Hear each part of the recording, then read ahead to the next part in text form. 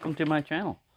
Well, we're kind of high altitude just to get everything up in here right now, but as you can see, I bought another charger, and the reason why I bought this charger, battery charger, super charger, is because of the capabilities. Now, some of this is kind of geeky, but it has actual advantages on this one. So let's see what it says on the box. Automatically detects and charge current. So you just drop it in there. It knows what kind of battery it is. It knows what the maximum amps are that the battery can handle, and it starts charging at that. All right. Discharge capacity test and repair.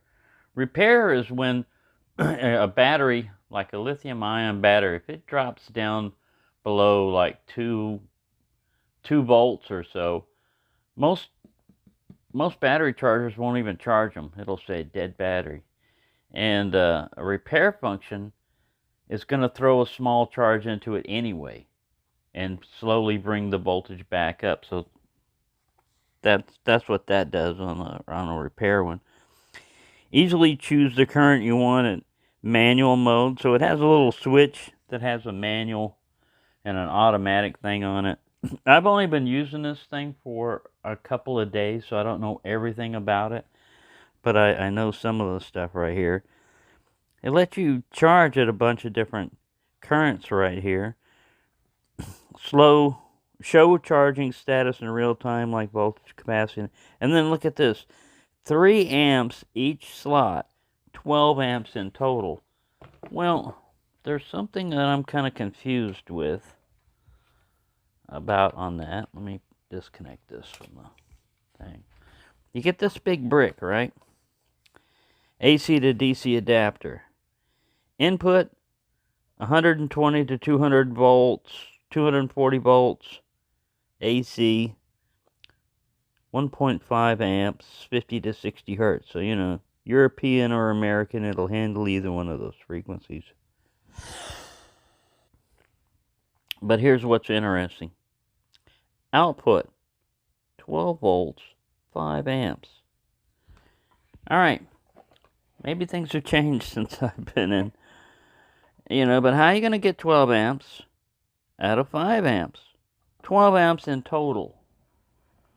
So that has got me confused. Now, first off, I don't charge batteries at real high amps, unless this thing's in auto. It'll do it. You know, it'll charge at whatever the battery can take. Let me plug this back in down here. I got a little extension cord and everything.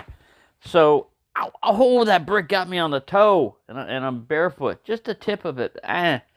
Watch out for it. It's heavy. All right, so one of the things is you got this 12-volt input, but look what. It can also turn itself into a battery bank with 1 or 4 batteries in here. So that's kind of cool. The other thing is, you see this? These are temperature sensors for each battery. So this thing will read, here's one of the displays right here. It'll read the current temperature of the battery that it's being displayed on. What's important about that is it not only reads it, but it understands. All right, so if it's throwing in, like this one's throwing in almost 2.5 amps into this particular channel. If this thing was jumping up to like 40 or something like that centigrade, it would automatically drop that charge rate down because it knows the battery can't handle it. It's heating up. That actually worked for me on something I did in manual mode. It even works in manual mode to sense that. So when they're in auto mode, they're charging. The battery capacity is at 25%. If you're on these other channels, these little things are still active, but the information is just for the channel that you're on. And you can see it handles various, you know, sizes of batteries over here. So it says, by default, the charger automatically selects the optimum charge current according to battery's internal resistance. So that's another thing. It measures the internal resistance of the battery in real time. Now, the other tester that I've got, of the other battery charger, doesn't even have an internal resistance. That's why I got that little separate piece. This one does it in real time, and so it selects the charge current based on that. So I know from looking at this one right here and using them, if that was up to like 60, you wouldn't be throwing in 2.5 amps into that battery. It wouldn't let you do it. So, anyways, let's get back over here to this. The discharge feature, you can test the battery's surplus capacity when you use a battery for 1 or 2 hours. Capacity test. So this one I tried, and I do it a different way. I fully charge the battery up, and then I use the discharge feature as a separate thing, because if you go through that capacity test thing, it'll take whatever battery you got in there and charge it to full. Then it'll completely discharge it, and then it'll charge it all the way back up. Well, that takes a while.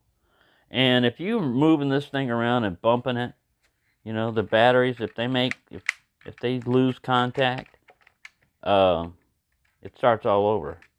Now, another thing on these springs, if you've got a small battery, small in length, even smaller than this, like the 16 340s, there's not a lot of spring. Look at it, see? If you just put a battery in there, it turns it into USB. You know, it'll give you the percentage of it. 5 volt, 1 amp output. But that's something convenient right there, is because you've got a charger. Now, as far as like portability and everything, I'd go with like an X-Star little double charger one that also does that, because it's more compact. It's like half that. You know, this one with the brick and everything, it's not exactly portable. All right, so when you plug it in, let me turn on the power switch with my toe if it still works. Does my toe still work? Yeah. All right, it goes through and does that little self-test and everything. And you get a little blue light on this brick back here, but I'm not going to shine on it because I've got a short cord and it's halfway in and out. All right, so it comes up and it says this null on it. I'll turn this way. This thing is backlit unless you're doing something. You know, if you're charging something. If you're not charging anything, this null will go off and it'll have a blank screen, but it'll come back on as soon as you throw something. I know this is fully charged, but we're going to throw it in here just to give you an example. All right, so when it comes up, it says charge. You can select discharge. You can select capacity test. You can select repair. We're in auto. There's a little switch over here is auto and manual. Manual just gives you a little bit more capability. So it already knows it's at 99%, 4.19 volts. They charge them up to 4.2 volts, 42 microohms or milliohms or whatever. Some ohms. It's not megohms. And this is how much it's taken right now. And that's the charge rate it's going at, 360 milliamps. So it's automatically saying, hey, you don't need a bunch of amps because you're almost at your charge current. And then this display would just select you between the different ones. And then the current, when you first put it in, let's put it in. See, it's going charge. When it comes up to current, see how you can just push this and select how much you want. And when you find the one you want, you just leave it there. We're going to go with 500, but that's what it was. But that's how you just change that. Let's go 500. And even if you select 500, if it doesn't need it, it's not going to throw 500. See, it's like 370 it's throwing in. That's how many milliamps it's taken so far. This is the watt hours of it. And that's the temperature of that individual battery right there. Alright, so there's information in the manual, and there's also information in the back here. Input of charger, 12 volt 5 amps. Output voltage, 4 volts, plus or minus 1 volt DC. Output current, lithium ion, 4 times 3 amps max. I don't know. Like I said, maybe there's something that's doubling the amps in here or something. But transformer will double the voltage. I don't know if it'll do the amps, but anyway. I don't know. It's been a long time. Gives you charge current options, and this is 3 amps times 4. So again, they're telling you, you're going to get 12 amps out of this. Discharge current, 1 amp for slot first and fourth. Doesn't explain that to you in the manual. So 1 amp discharge current for 1 and 4. I had one in this slot right here, and I was trying to select the discharge current, and it would only let me do half amp. And I was like, what am I doing wrong? Have I got something defective? And no, it's right here in the back, it tells you. And then it gives you all the different batteries it's compatible with, you know, which is pretty much everything. That was a ruler. And then it'll handle nickel metal hydride or nickel metal cadmium, all those different sizes. Keep enough space for indoor use. Okay. And it's no fan in here, but these are little vent things on here. Like I said, there's your manual and auto. So, let's just go over a little bit of the manual here. Now, when this thing is finished, see, this display will stay on. When this thing is finished, it'll give you a little chime. I try to count it. I think it gives you like 10 beeps, but I'm going to capture it on audio here, so we'll find out how many it really is. But I'm counting like 8 at first, and then I was thinking maybe it's 9. Your brain, when you hear something, is like, all right, randomly, you start counting. All right, so let's bring this back down where even I can see it a little bit. All right, yeah, because of the spring tension and everything, with the smaller ones, a lot of times it's better to use one of these little batteries, magnets. But just remember that you've got that on there. That's just to give it some more tension. And remember, you might be changing the resistance a little bit, because it's going to be in the circuit, and it's going to measure the resistance of that little bit of resistance that the magnet throws in there. But yeah, I like it. It gives me a lot of capabilities. I like the automatic feature, because here's what I was trying to do. I was trying to discharge something at 1 amp, and it was one of those little tin 440s. All right, and they're on.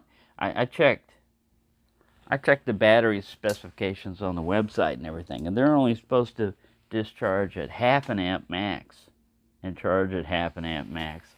And here I was trying to discharge it at 1 amp just to make the test run quicker, you know.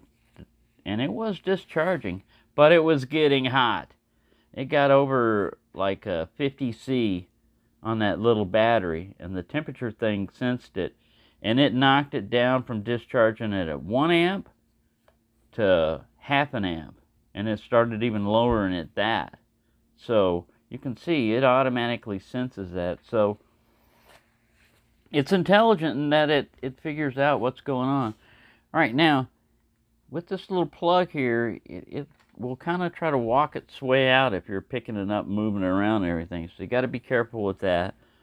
Also, I haven't done it yet, but I'll put a rubber band around the whole thing right here, so that to help keep these in. But I've dropped it before, and nothing happens other than the batteries fall out and you have to start your test all over again. But it seems fairly durable. Now, this same battery charger is sold on the Sofern website, exact same battery charger, for like $10 more. If you go to the Workhorse website, it's $10 less. But yeah, the internal resistance usually doesn't change on the battery, but that can kind of give you an indication. If you put similar batteries in there and one's reading a lot higher, then that's an indication that as they break down, their internal resistance gets higher and they're basically degrading. So it probably won't hold a charge as long and its capacity won't be as good. Alright, so let's see if we need a light on here. Yeah, maybe. Super revolutionary intelligent charger, 3 amps each slot, 12 amps in total charging current. See, it says it right there, with almost all cylindrical rechargeable batteries. The automatically detects and charges lithium ions and NiCads. Selects the optimal charging mode for a given battery independently. The charger can measure the internal resistance of the battery intelligently and automatically distribute the appropriate charging current or discharge current according to internal resistance of the battery. That's pretty good right there. It has a manual and automatic mode selection for charging and discharging currents. It has 4 modes charges. The capacity of the battery can be accurately measured by the discharge mode and capacity test mode. And lithium ions and nickel metal hydride batteries can be repaired by repair mode. Furthermore, LCD display shows voltage, capacity, temperature, internal resistance, charging time, and percentage of capacity clearly. For better use of the charger, please read the instructions. Well, that's what I thought we were doing. All right, they're chiding you for doing what you're already doing. So right there, it shows you the stuff. It gives you the, let's see if we can get up here, the legend.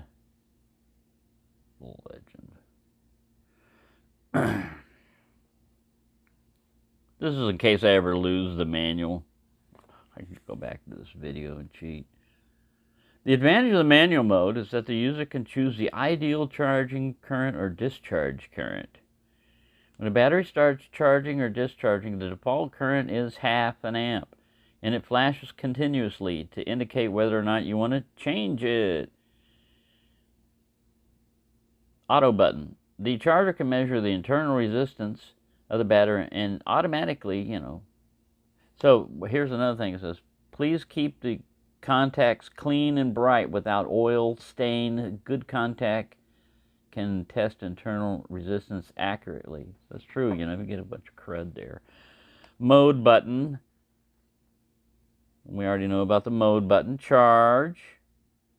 We already know about the charge. Discharge. This can measure the capacity. So that's what I'm trying to do a lot of times.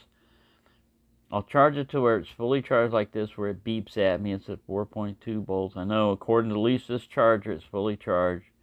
And then instead of going through the capacity thing, I'll just tell it discharge. So it only has one thing it has to do, discharge. And you can do different modes and different bays, as you're going along. We'll get back here. So it discharges the lithium ion to 2.5 or nickel metal hydride to 0.9 volts. It shows the capacity after discharge refers to the current capacity of the battery. It can be discharged at any time with any battery above the cutoff voltage. But it takes a while. For example, a lithium-ion battery with an initial voltage of 4 volts is discharged with a constant current of 5 milliamps and a time-consuming 4 hours. Yeah. The discharge capacity is shown as blah, blah, blah, blah. Note, this is not the total capacity of the battery. If we want to do a full capacity battery, please fully charge the battery, then discharge. So that's what they're saying, like if you take a battery that's like at 50% and you discharge, go through the discharge function, well, all it had left in it is what you got, but that's not the total capacity of the battery. And then it does a charge, discharge, and charge. It fully charges the battery and everything. This takes a while, and like I said, if anything gets bumped, you're in trouble. And then it talks about repair.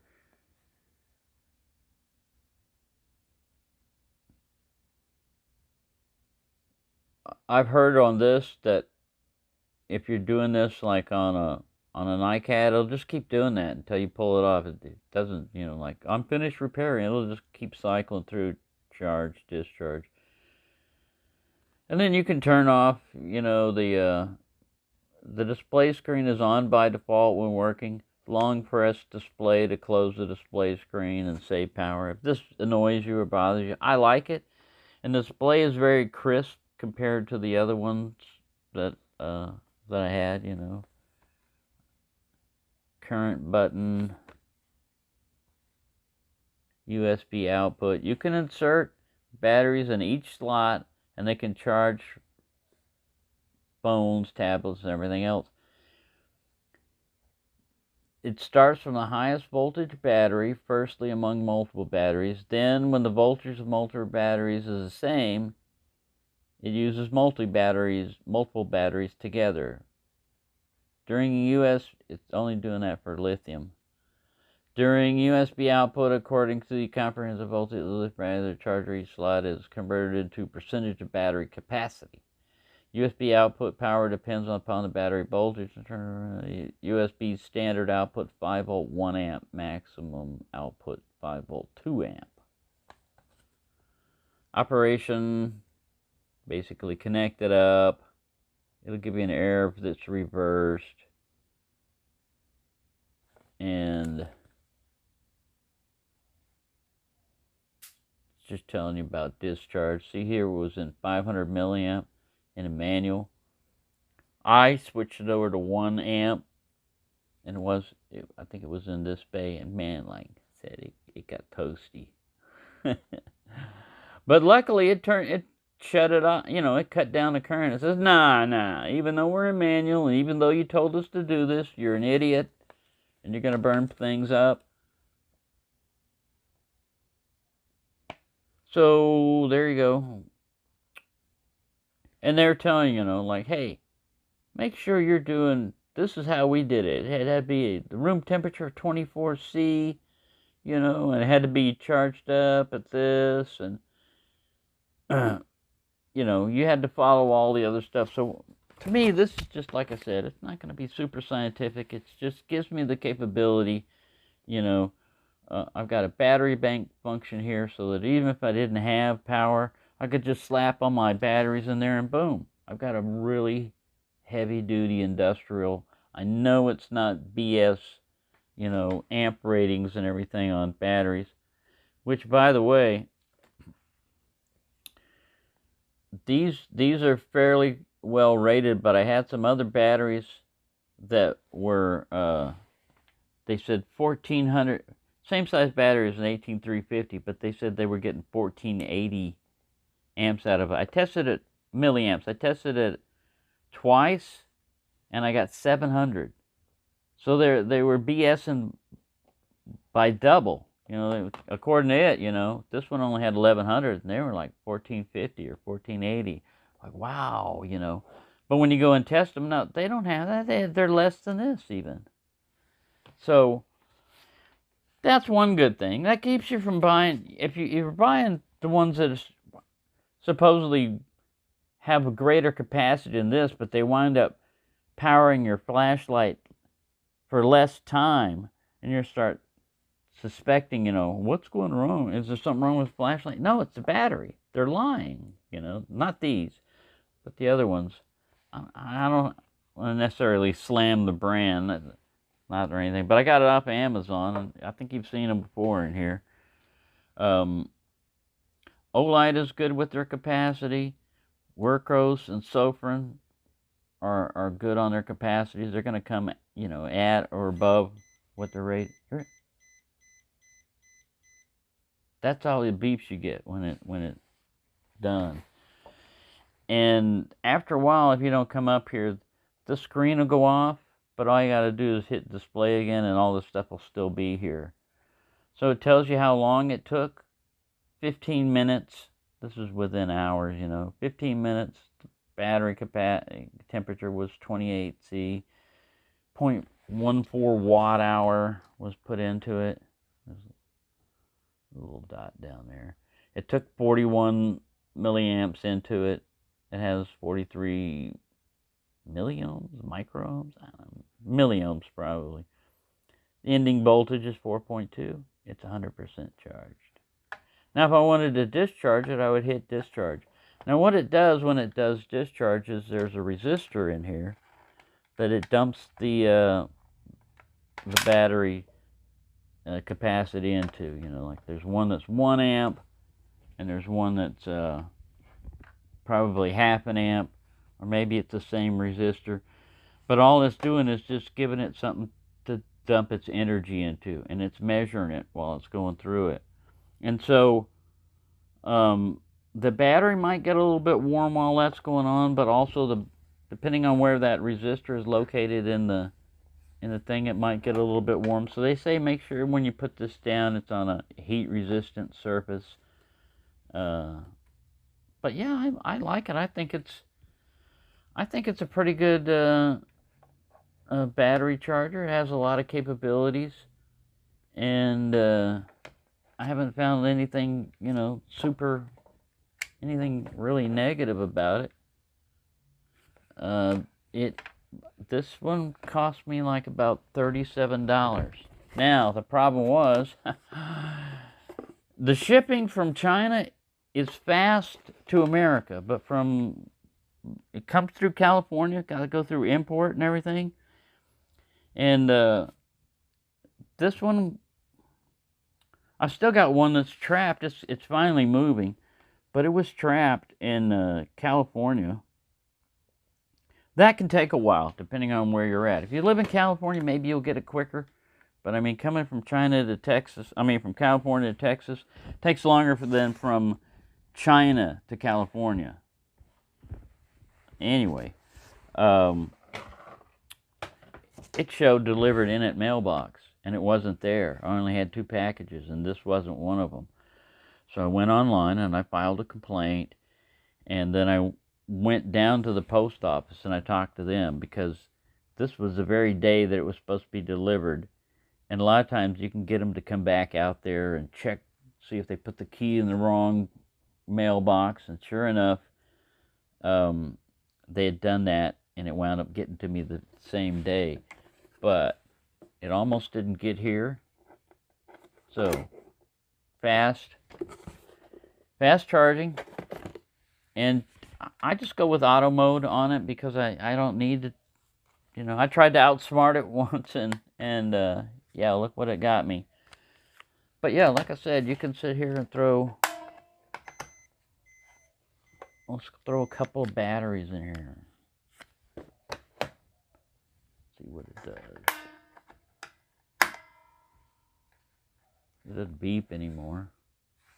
And I don't have anything plugged in, so it's not throwing anything out yet. Let me get something. Alright, I got a little cable here. USB A to C. USB A.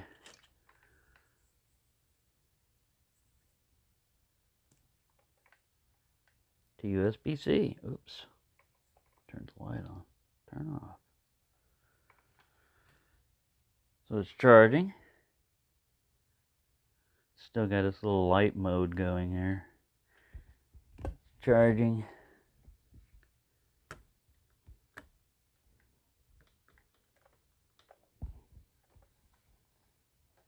Look how fast it's sucking up power, man. 96%. What was it, 97?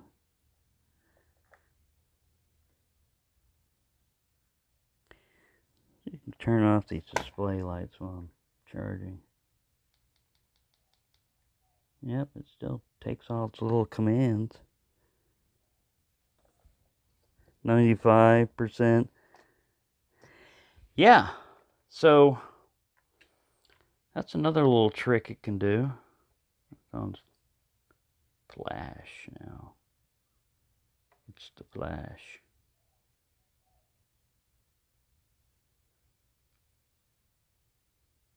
Blue, red, whatever color that was. Turn this light off here. yeah, so there you go. Just thought I'd show you this charger here. To me, I think it's worth it. There, like I said, there's some things I don't understand, like how you can get 12 amps out of a 5 amp input, but hey, there's a lot I don't know. I'm willing to admit there's a lot I don't know. There's a lot of things I should know that I don't know, especially having spent time in electronics, but you know. I'm old, my brain's going. I'm going to use that one as my main excuse, and after a while it's really going to be valid. Hey, let go of that! It's a knife stealer, look at that. And this thing, you know, as far as size, well, it's smaller than a trapper. A jumbo trapper. No, it's about like 6 inches long or so. We're using our Dollar Tree special cutting mat as a measurement thing. By about 4.5 inches wide. The brick is the heaviest part of it, you know, the charging brick. I don't think you can do both. Let's try to plug in. Let's see what happens here. It's gonna blow up. We warned you never do that, and what did you do? You did it. See if it's GI proof. No, then it switches back to charger. What was this guy doing? He's going, oh, I don't know what to do now. Yeah, I don't know. I don't know either. I don't know what to tell you.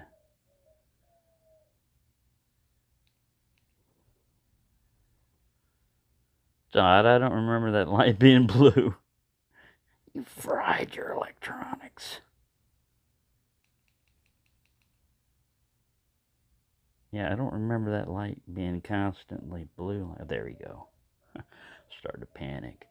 You broke it! You broke it! Yeah, so it switches back to charging when you throw a charger in there, which is, it doesn't blow anything up. So yeah, there you go. This is a long one. It's gonna take forever to upload, but yeah, I hope you enjoyed that. You may or may not need these extra features and everything here. I think it's a little bit safer than some of the other chargers out there because of the temperature sensor thing that really does work. I've actually inadvertently tested it by discharging a little AA size battery too high of a rate, and the sucker was heating up. Anyways, yeah, thank you for watching and have a nice day.